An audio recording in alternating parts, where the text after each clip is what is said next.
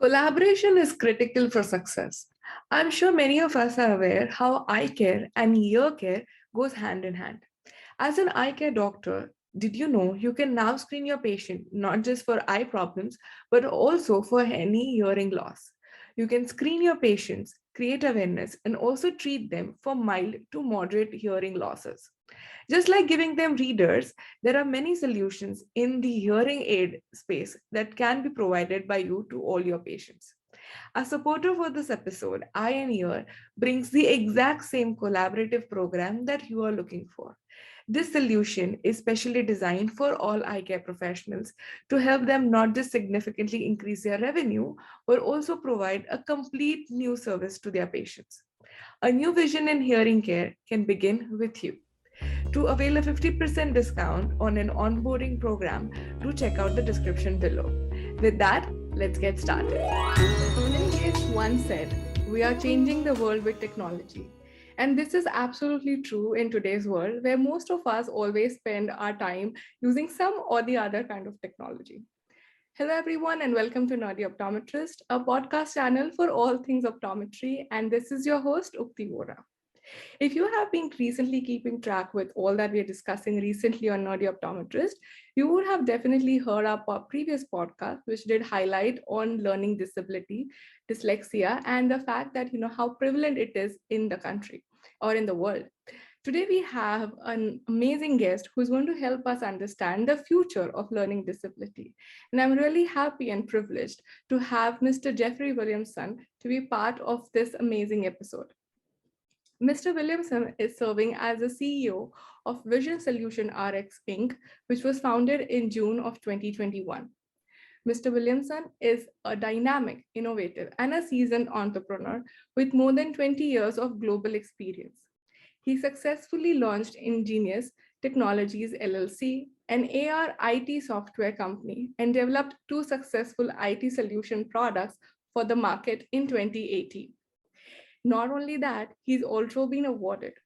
Recently, he received the Intercon 2020 Top 10 Tech Visionaries Award and an IFAH 2021 Top 100 Healthcare Visionaries Award. Mr. Williamson holds a BS degree in biochemistry, a master's degree in molecular biology, and an MBA degree. He's a member of the International AR/VR Association and sits as a council member for their health and educational vertical. He's a member of National Small Business Association Leadership Council, as well as is on their Technology Council. He has an immense background and things that we would like to learn in this episode. With that, a warm welcome. Thank you so much for having me. Wonderful. So I know you have done a lot of entrepreneurship and you have a lot of experience in this, but I would like us to step back and understand a little bit about where this all started. So I want to go way back and understand more about your journey and how did you end up doing what you're doing today. Sure. Thank you. Going a little ways back, I'm obviously, as you had mentioned, I'm classically trained in the sciences, but I'm not an optometrist. I don't come from the optical field. It was by happenstance that I moved into this in 2017 when the iPhone 10 first came out. It came out in November, and Apple does what Apple does. It was cheaper to upgrade to the Apple 10 than the Apple 8 at the time. So I upgraded when it was my time to upgrade. And I took the phone home and showed my, I think 3 or 4-year-old at the time, the Animojis that were the popular thing when the iPhone 10 first came out, right? And using the AR technology for the first time. And for the next 4 days, I had her tugging on the back of my shirt, "Daddy, Daddy, Daddy, I want to be a unicorn. I want to be a unicorn." And I said, if there's that much pent up demand at that level, is Apple missing the boat on some things? So why aren't they going after copyrighted and licensable caricatures? Why isn't Disney involved in this? Why isn't Ronald McDonald, and Hamburglar from way back when? And being the entrepreneur that I am, I said, well, let me look into this. Let me see if I can do that. And in January of 2018, I was making phone calls And unfortunately, the iPhone 10 was so stupid new, there weren't developers working in this AR space because they didn't even have the devices yet. So over the next 3 weeks, I put it out to the world and said, can someone do this? Can someone actually create something along the lines of what I'm trying to do? And I interviewed 12 different companies worldwide, settled on 2, one in the US and one actually out of Uruguay. And it turns out that they were very complementary. I worked with them both. One was on the front end on the actual imagery. The other was on the back end, making the imagery anchor on from an AR perspective. And within 6 months, we went from a napkin concept to a publishable app on the market that we had, for instance, 24 college mascots. So you could be Brutus Buckeye, you could be Sparty Spartan, and you could trash talk on social media, being the mascot head. And it turns out we went down the political route. So you could be Donald Trump, you could be Barack Obama, you could be Hillary Clinton, you could be Kim Jong-un, right? We were agnostic on what was said. We just wanted people to be talking and using it, right? And during that process, we were adding things like helmets, hats, and cartoony sunglasses, unicorn. I had to have the unicorn horn, obviously, for my daughter. And then Apple does what Apple does, and they do a late minute shift, and we're going to upgrade and update the system. They don't tell developers exactly when that's going to occur. So we caught off guard, and there was a little glitch in the software. And that glitch was the Animoji head wasn't there, but the accessories were. So I could put on the hat, I could put on the unicorn, I could put on the sunglasses, but you'd be over top of my own face. And I said, well, that looks too much like Facebook sticker or an Instagram filter. Get it out, guys. Take it out. 2 weeks later, I remember distinctly, 3 o'clock in the morning, I wake up from a dead sleep. It was an aha moment. I wrote it down in my journal next to my bed, and I said, 8 o'clock in the morning, I'm on the phone with my IT guys. I said, time out. I want you to put it back in. And they're like dumbfounded. Why? You already told us, we agreed with you, we're going to take it out. And I said, this time, put it back in, but I don't want you to use a cartoon glass. I want you to use a 3D CAD file, 1-to-1 scale of an actual represented pair of glasses. And I want to see how close we could represent in a virtual try-on environment. Within 48 hours, we proved that we could do it. There was some tweaking, but we retooled. We abandoned that, and that was a major company pivot. And then we went down that path. And within 4 months, we launched the product. But if you're looking at date and adding up months from that, we launched February 10th of 2020. So you know exactly what happens. So for a good solid 10 days, COVID has hit, the world has turned upside down, and we're all looking at each other saying, what now? But because we were priming the well, we were attempting to talk top down from the manufacturers, from the distributors, and we're talking bottom up from the ECP perspective. We were getting phone calls after 10 days, COVID hit, and people were starting to recognize time out. Traditional retail is going to die or is going to be extremely impacted over the next several months. We need to focus in on alternatives, where we found like 90% of ECPs at the time didn't have an e-commerce system. That was a major focus, and why not put virtual try-on into the mix? And candidly, for about 6 months, we didn't develop any further. We listened. We literally just listened to the market and said, how can we make this better? And after about 3 months rather, we caught wind and started saying, what if we did this? Which turned into our second product, integrated into it, which was virtual measuring, using the same technology in your phone and unlocking your phone. We're using that infrared scanner to scan pupillary distance, seg height, that kind of thing, down to 1/10 of a millimeter. So no more putting the black dot on your lens and measuring with a ruler. This is highly more accurate, and it's a click of a button. So we launched that, and we were successful at getting a number of clients on board.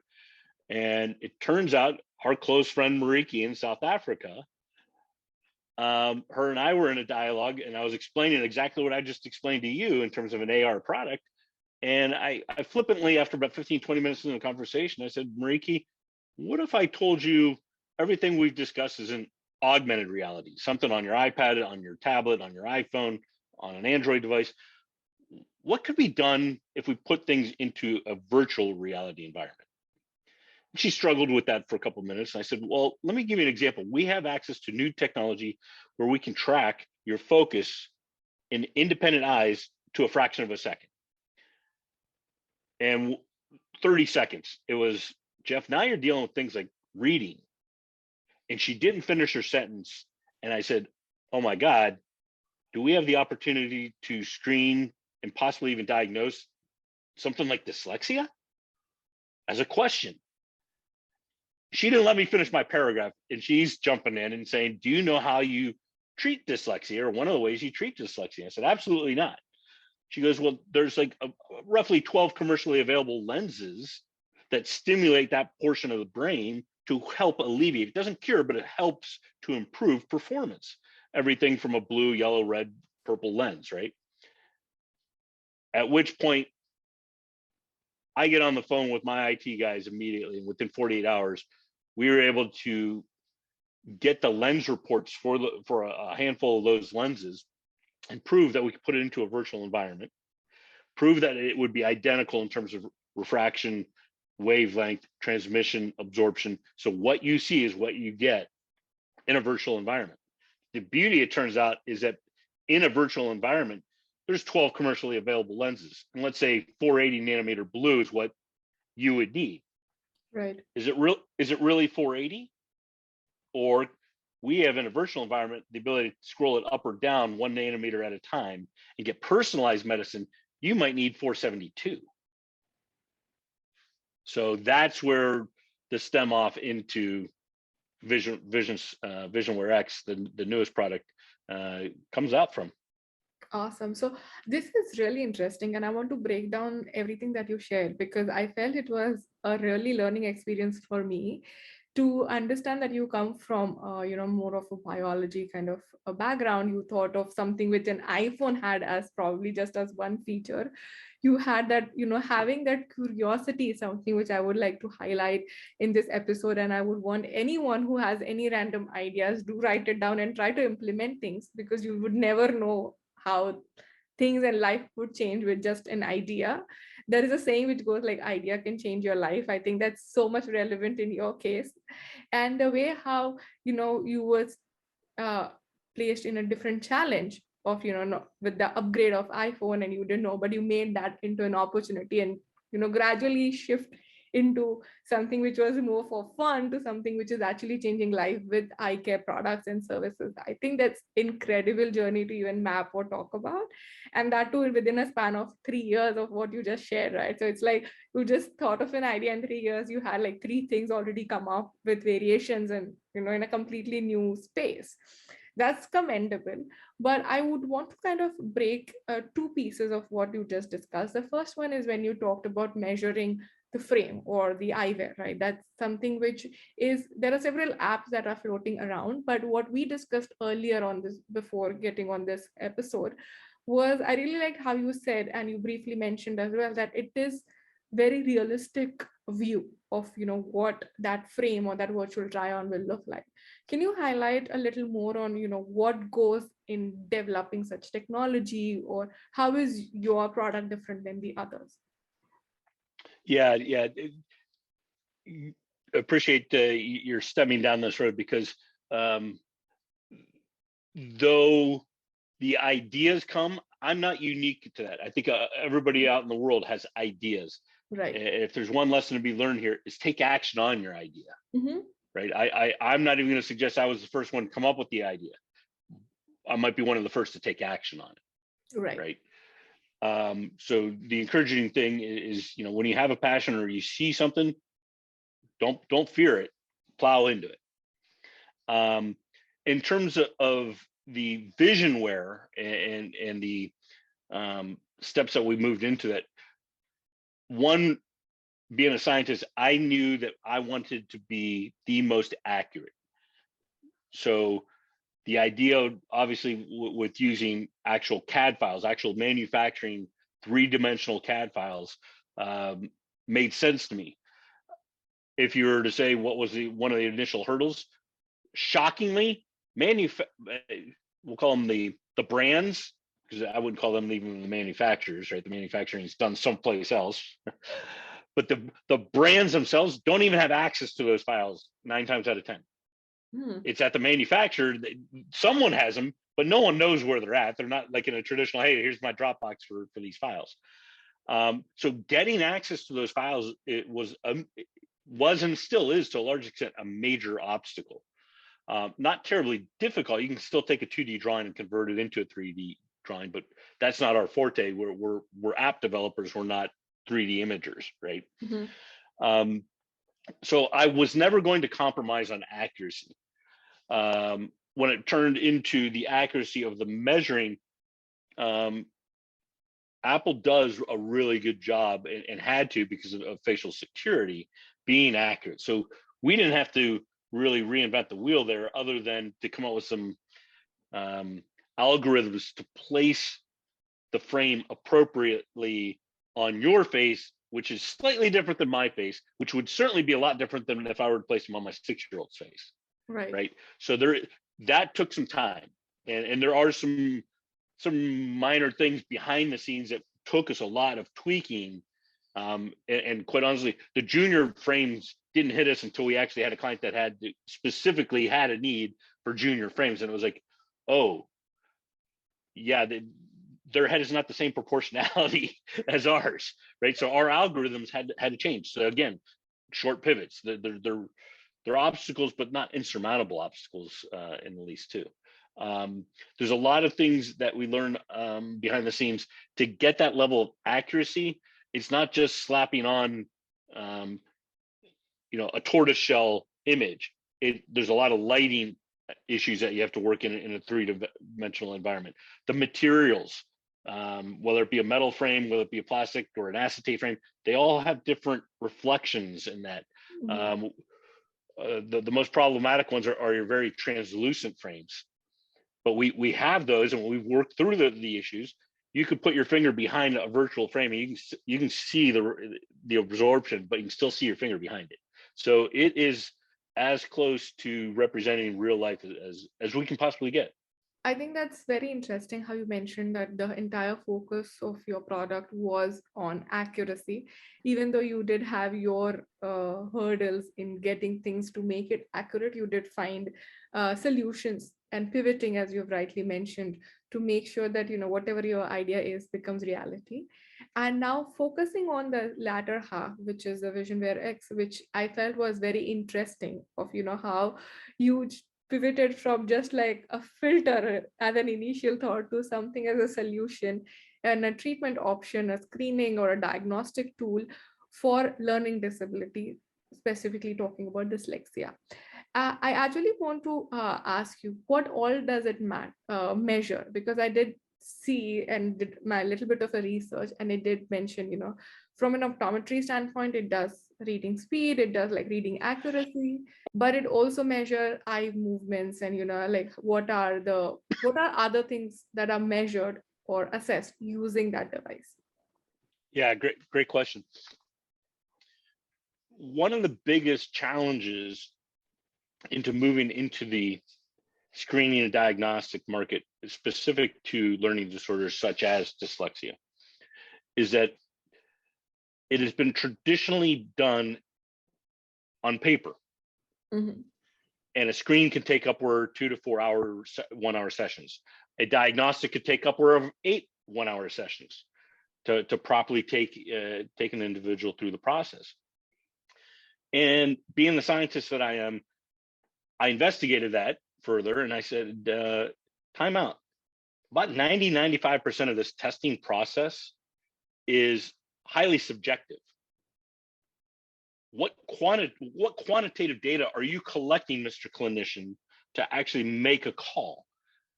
It's based on experience more so than anything else.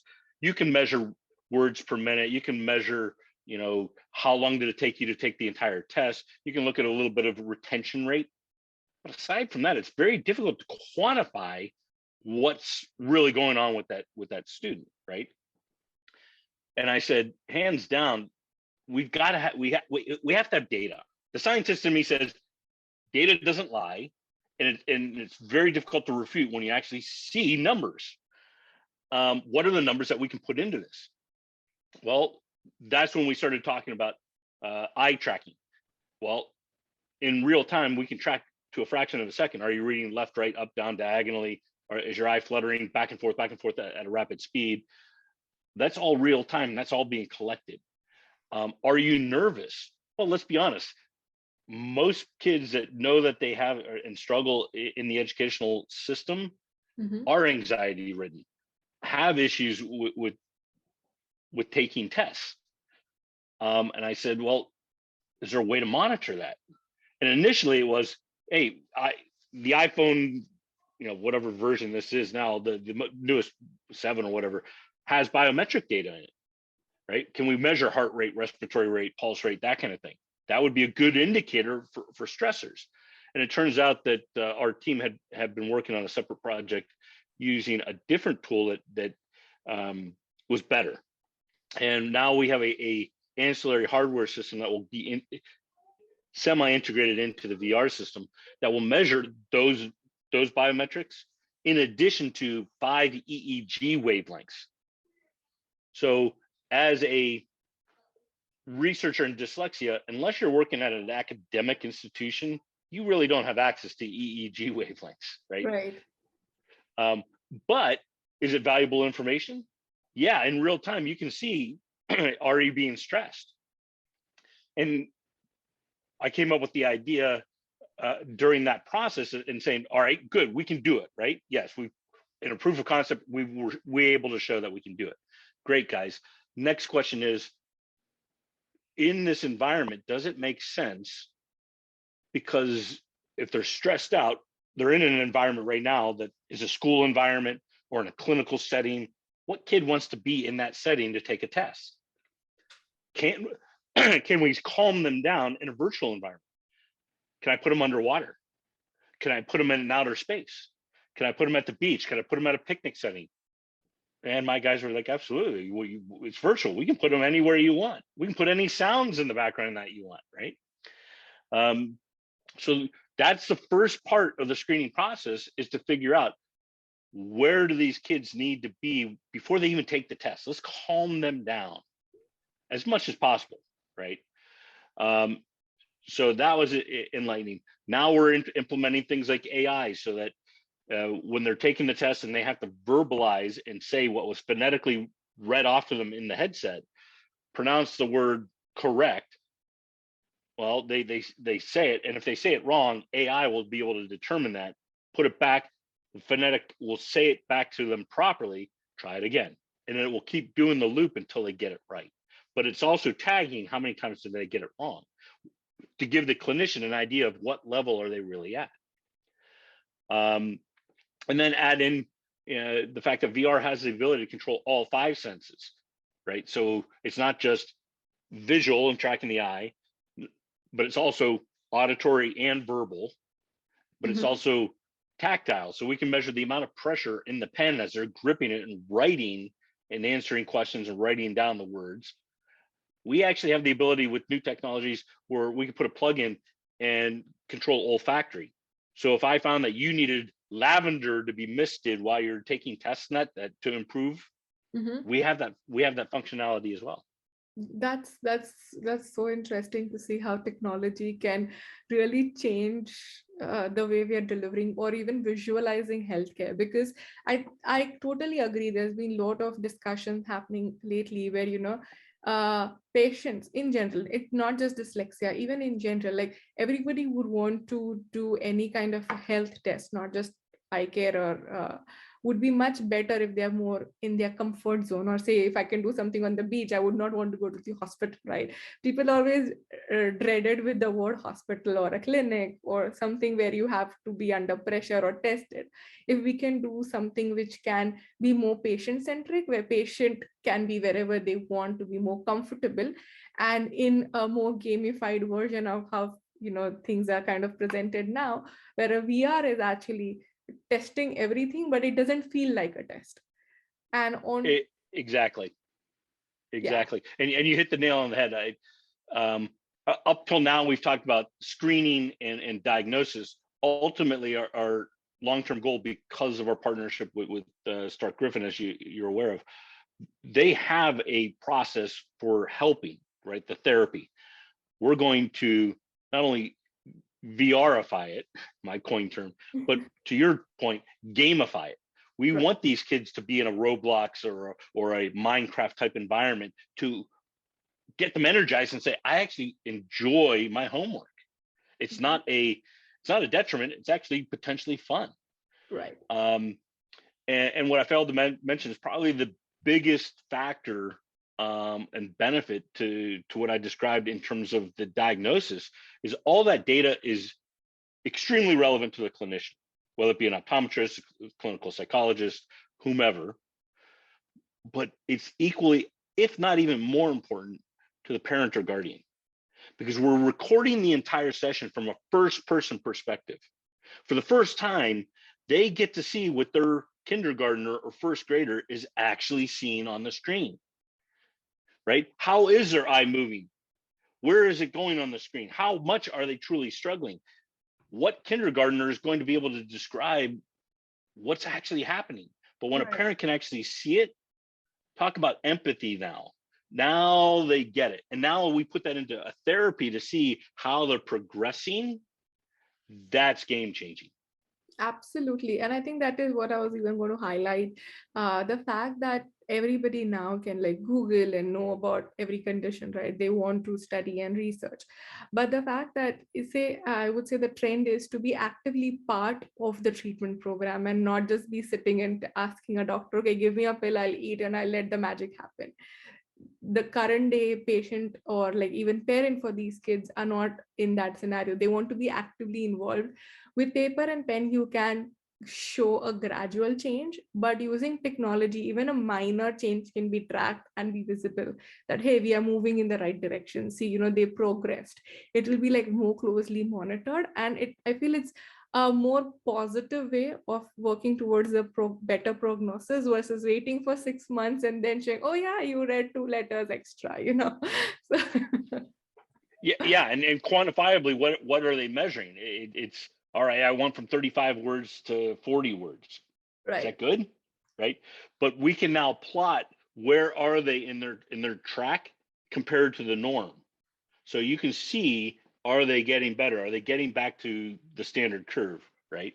Um, the issue with dyslexia is that most dyslexics won't ever get back to the norm. They will have a plateau effect, but we can identify when do they actually plateau, and you're at a stage where it probably just won't get any better, but we should be able to improve from where you're at.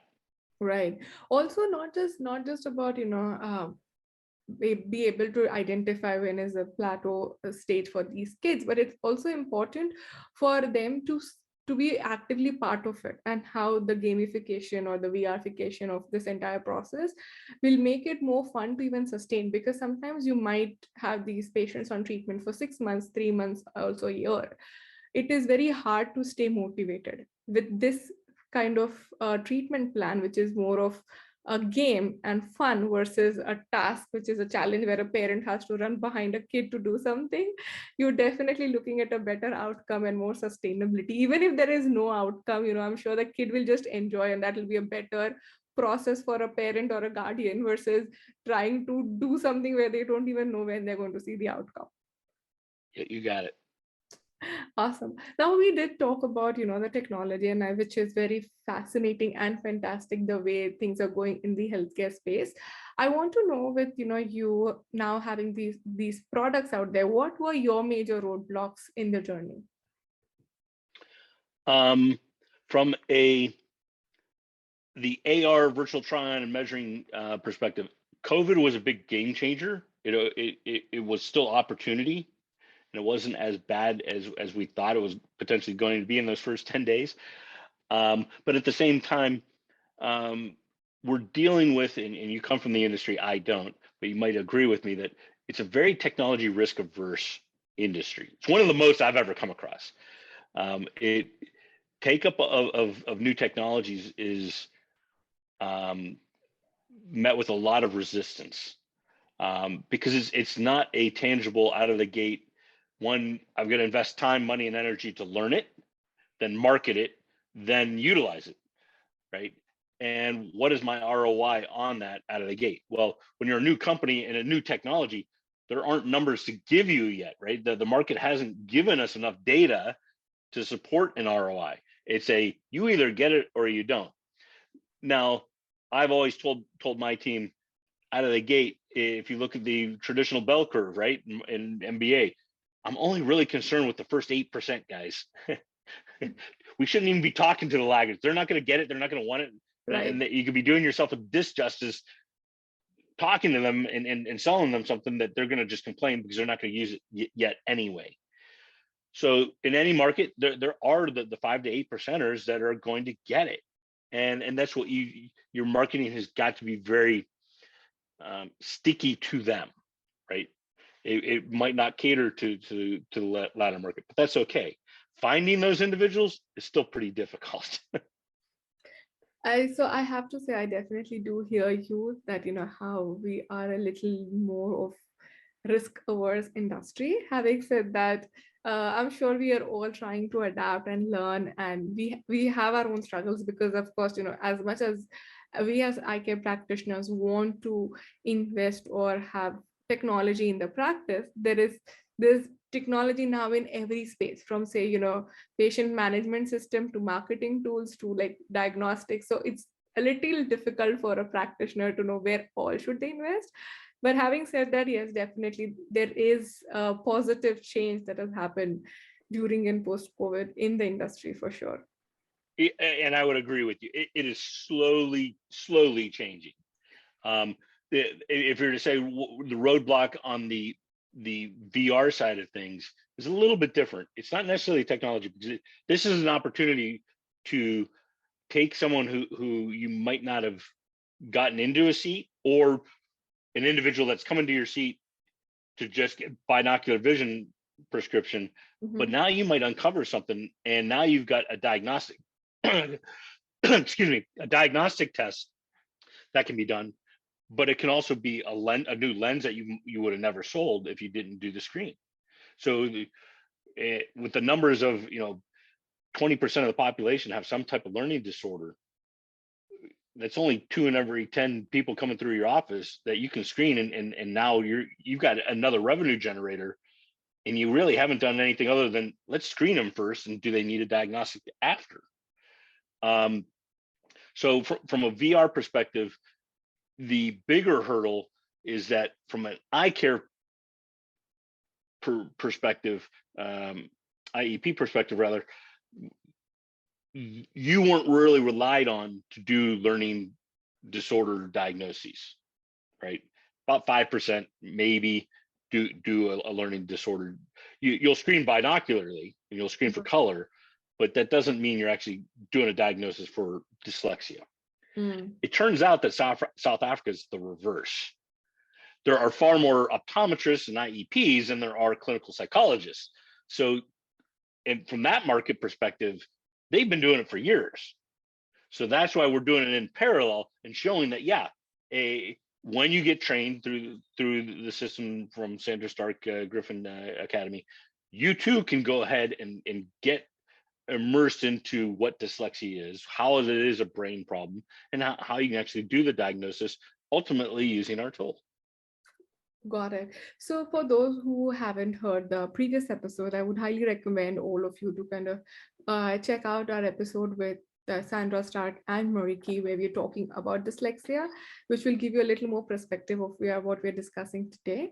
But what we're basically trying to say is, with the newer technology comes a learning as well, because the technology is here.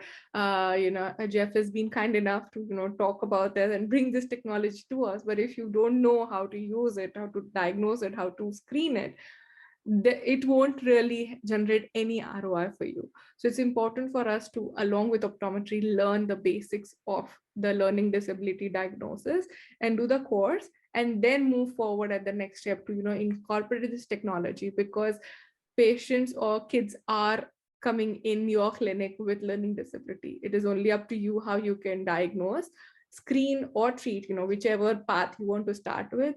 But if you can start just with screening, it will still add to more value for your patient. So definitely look into, like, and I'll be dropping the link of that episode in this description as well. Do check it out, but it's definitely something to keep an eye out for. So we did talk about the major roadblocks, but I also want to know, with like so much coming on from VisionWearx, I already feel we are in a very futuristic space, but I want to know what's next. What's coming out more out of VisionRx in the future? What people need to keep an eye out for? From a simple perspective, in terms of what's going into VR, I think not only learning disorders, but let's take it back to a traditional practice perspective. Because we have the ability to take a lens report and mimic it in VR, why don't I put you into a 360 video of you skiing down a hill and now swap out lenses? Which lens do you want for your ski goggles? What lens do you want when you're actually golfing, and put you into a golfing environment, right? The concept that I came across this one was, how many people in your practice suffer from nighttime driving blindness? Mm-hmm. At 10 o'clock in the morning, how do you simulate that? You can't, unless you're in VR, right? And as a practitioner, you have a handful of lenses available to you from different vendors that address that issue. But how do you know which one's the best one? Mm-hmm. What if I told you I can simulate you driving in fog or at night in a hailstorm and with oncoming traffic on the turnpike, and you just scroll through and let them choose, this is the lens that's best for me. It might be more expensive, it might not be, but they're making the call, not you. Mm. So from a simple perspective, that's going to be integrated into the VR system as well. Ultimately, by the end of this year, we'll have dyslexia and its clinical and rounded out through clinical. So that'll be the first true clinical screening and diagnostic product. I mentioned that behind the scenes, once that is completed, we'll go into the therapeutic and gamified therapy.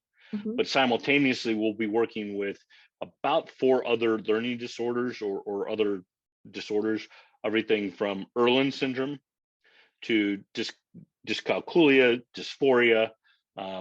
Turns out, Mariki found this one out by accident, AMD. Mm-hmm. Using lenses can actually increase visual acuity with someone who's suffering from age-related macular degeneration.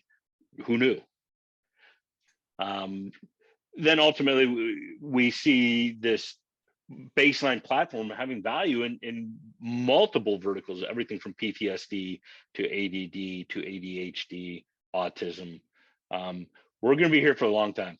That's wonderful, and I'm really excited. I really like how you mentioned. So, I mean, as far as eye care practitioners are concerned, right, just that one feature that you highlighted initially of, changing the lenses or showing how different lenses work in different environment. People were used to using a tool on an iPad where they could display the differences, but it's still outside, right? It's still a guesswork. With your technology and the VR, you're actually taking the guesswork out and you're showing the reality in a virtual world. So I'm pretty sure this is a great experience. I have to say this, I think a couple of years back at one of a trade show, I had seen how Johnson & Johnson had used VR. It was, I think, very early on of showing how you can see through contact lenses. And that experience was amazing. I can see that, how VR will help us stimulate the same kind of an experience with different lenses. And also it will be more of a selling tool to upgrade patients to better products, right? And I mean, of course, we want to make sure that they choose the best for them, but it would also help you to upgrade your patient easily versus spending 30 minutes to convince them. I think you subliminally probably didn't even pick up on it, but you probably hit on it, is the fact that this VR has the capability in the not too distant future to even do things like refraction. Now you've got a whole instrumentation change, and now you've got one system that can do a dozen different things at a fraction of the cost of your $20,000 instrument that's in your practice. Absolutely, absolutely. So I think so far we have discussed a lot about the technology, a lot of exciting thing coming, and I'm looking forward to learn more about this. But we're going to now segue into our game segment, which is the rapid fire, just for me to know a little more about you as a person and not about the entrepreneurship or technology. So we're going to keep those things a little bit aside and just going to focus on who you are and what you like. So are you ready for the rapid fire round? Shoot. Awesome. So we'll start with your favorite destination. Costa Rica. Costa Rica, awesome. Your hobby or things you do when you're not thinking about vision care or VR, AR solutions. I used to be an avid golfer until my back went out, but doing things with my family, everything from taking trips to Vegas last week to see the Grand Canyon, right? Just vacationing with family and such. All right. So I'll say traveling is probably one thing that you enjoy doing. Awesome. One thing about you that people don't know about.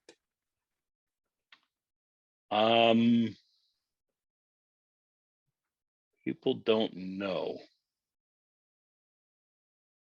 Shockingly, most people that are close to me know I'm highly introverted. I can fake being extroverted, but I don't like it. You are an entrepreneur. How can you be an introvert? Oh no, I'm very much introverted, but it's a trained attribute that I learned early on to circumvent that. I feel far more comfortable speaking in front of 1,000 than you and I one-on-one, but that's a trained skill, not by nature. Awesome. And if you were to interview a guest, dead or alive, who would that be, and what would be the question? Ooh.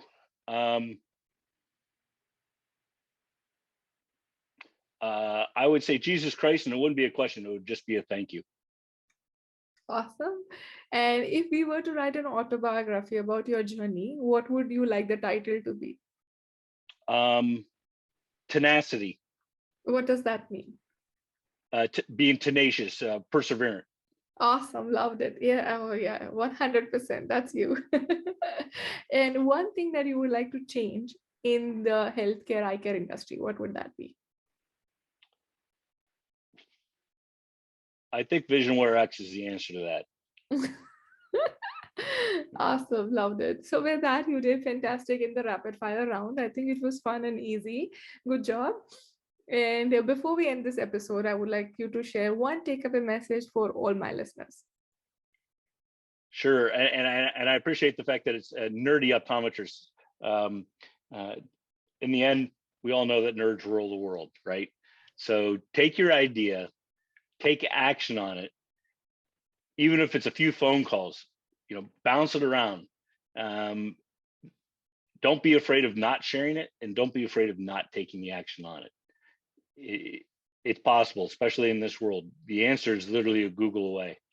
I loved it. So I loved how everything sums up to being a nerd, and I really loved your takeaway message. So definitely be a nerd out there, and believe in yourself. Thank you once again, Jeff, for all the insights and for everything that you're doing. Really looking forward to see how every one of us can implement or learn a little more about VISIONWEARx as soon as possible. For all my listeners, I'll be dropping in all the links in the description below, along with the link of the previous episode that will help you better understand the importance of learning disability. And with that, thank you so much once again for your time. Really appreciate it. Well, thank you so much. It's been a pleasure just chatting with you and learning a little bit more about you as well. Next time I get to fire questions at you. Absolutely. All right. Thank you. Thank you.